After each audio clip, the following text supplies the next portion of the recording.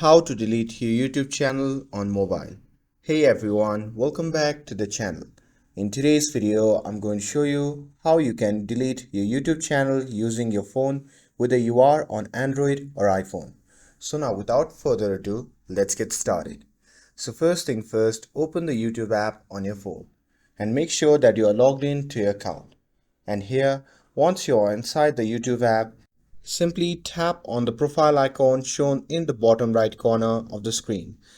And here, once you are in your profile section, simply tap on the Google account which can be seen at the top.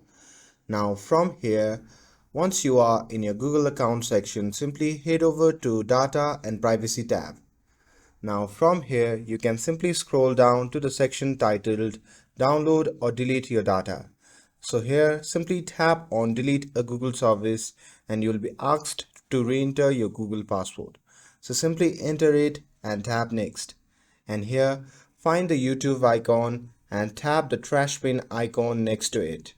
And here on the next page, simply select I want to permanently delete my content and check the boxes to confirm, and after that simply tap on delete my content and you'll be asked to type in your channel name and email exactly as shown, and once done you can simply tap on delete my content again, and that's it.